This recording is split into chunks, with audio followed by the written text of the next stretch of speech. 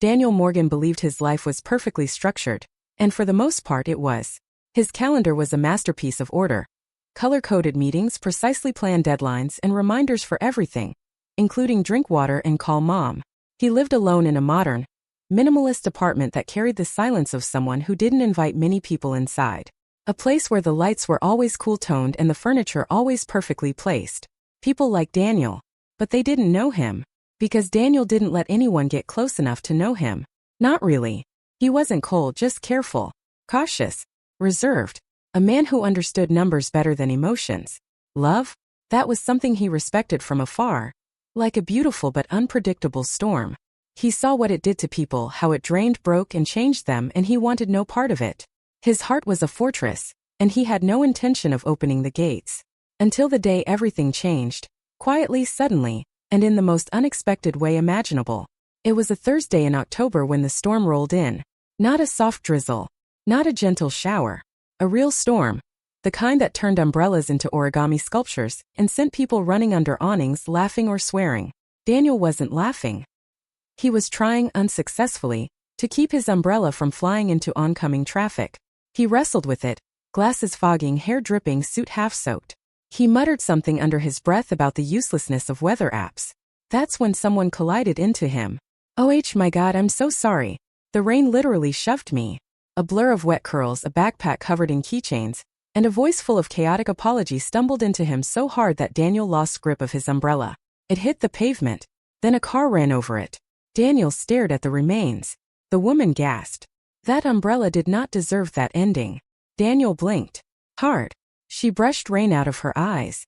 "Are you okay?" "No," he said finally. "My umbrella is dead." She stifled a laugh, then failed completely. "You're funny." "I wasn't trying to be," Daniel said. "That's what makes it funny." She held out a hand. "I'm Emily Hart, new project consultant. I literally started 2 days ago." Daniel shook her hand slowly. He wasn't used to people who introduced themselves like an excited thunderbolt.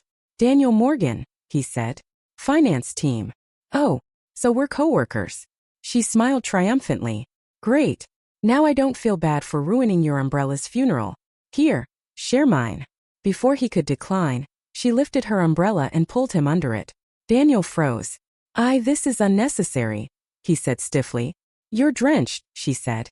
"You look like a sad, abandoned professor." "I'm not a professor." "Exactly. Professors have better umbrellas." Daniel sighed. Emily laughed. Something about her was warm, bright, alive. While Daniel was an ice cube in a perfectly clean glass, Emily was the entire sun. They walked to the bus stop together. Emily talked. Daniel listened. Mostly because he didn't know how to interrupt someone who spoke like her thoughts had wings. She told him about her first day, how she got lost in the building, how she introduced herself to a microwave thinking it was a person behind a door. Daniel tried not to smile. He failed. Emily kept glancing at him. "You know," she said, "you have a nice smile. You should use it more." "I smile," he replied. "When?" "In 2016. Daniel inhaled. "I'm not expressive." "That's okay," she said with a shrug. "I'm expressive enough for both of us." When they reached the bus stop, Emily tilted her head. "Well, Daniel Morgan from finance, thanks for letting me ruin your evening." "You didn't ruin it," he said before thinking. Emily blinked. A tiny smile stretched across her face. Not bright, not teasing. Soft. "I'll see you tomorrow," she said. Then she walked away, her umbrella bobbing like a floating sunflower in the rain. Daniel watched her disappear into the crowds. He didn't realize it then, but that moment was the exact second a crack formed in the fortress around his heart. Small. Invisible. But there. Emily didn't burst into his life after that. She slipped in quietly, consistently, like sunlight through curtains. The next morning, she found him in the elevator. Daniel's eyes widened slightly. "You again. You sound disappointed." "I'm surprised." "Well, duh. I'm surprising." Daniel had no idea how to argue with that. Emily grinned. "You drink coffee, right?" I need caffeine to tolerate society energy." "I what?" "I'm grabbing a latte." "Want one?" He hesitated. Emily raised an eyebrow. "Come on. It's coffee, not a lifelong commitment." Against all logic, Daniel nodded.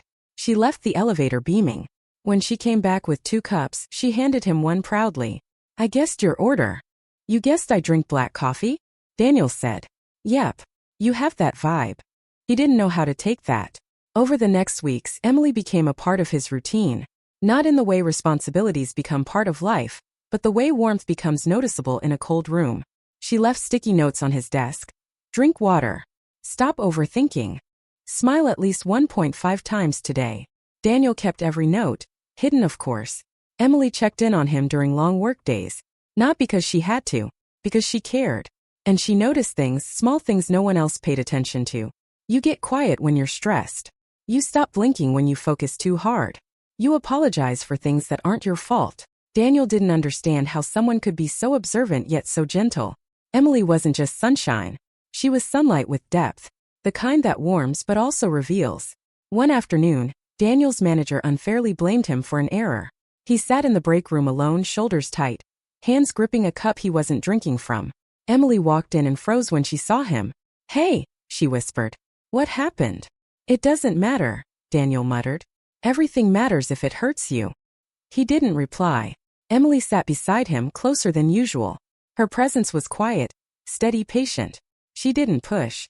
"Do you ever," Daniel began hesitantly, "try so hard to do everything right that even one small mistake feels like failure?" Emily looked at him gently. "Yes," she said. "That means you care." Daniel exhaled shakily. "It's exhausting." "I know." He looked at her. She wasn't judging him. She wasn't offering cliches.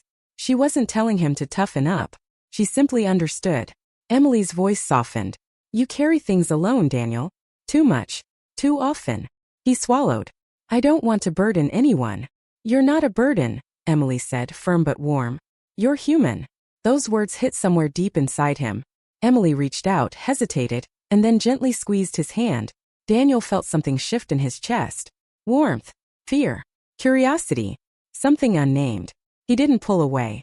For the first time in years, someone else's touch didn't feel like a threat. Felt like relief. That evening, Daniel couldn't stop thinking about her laughter, her care, her presence. And for the first time in a long time, he felt something unfamiliar. Not love, not yet, but the beginning of something like hope. He wondered what Emily saw when she looked at him. Not the quiet man in neatly ironed shirts, not the logical thinker, not the calm coworker, but the person behind all that. The one he kept hidden. The one Emily somehow reached without permission. And instead of fear, Daniel felt curiosity. Who was she? Why did she care? Why did she make him feel seen? He didn't know yet, but he wanted to. And that alone was dangerous, because Daniel didn't let people in. But Emily? She hadn't knocked on the door of his heart. She had slipped through the cracks he didn't know existed. The turning point came 3 weeks later. Daniel was working late, the office nearly empty, when Emily appeared at his desk like an unexpected spark. "You're still here?" she asked. "So are you," he said. "I stayed for the free pizza," she whispered dramatically, looking around as if guarding a secret. "There's free pizza?" "Not anymore. I ate it." Daniel shook his head. "Of course you did." Emily sat on the edge of his desk, swinging her legs. "So what's keeping you here?" "Deadlines. And stress." He hesitated. "Yes." Emily folded her hands. "Daniel, can I tell you something?" He looked up. "You don't have to earn rest," she said. "You deserve it simply because you exist." Daniel froze. No one had ever said anything like that to him. Emily stood up. "Come on. Let's get some air." "I can't leave yet." "Yes, you can. Work will still be here. Your sanity won't." She pulled lightly on his sleeve. For the first time, he let someone lead him. They stepped outside into the crisp night air. Lights shimmered against the dark sky. The city felt alive but peaceful.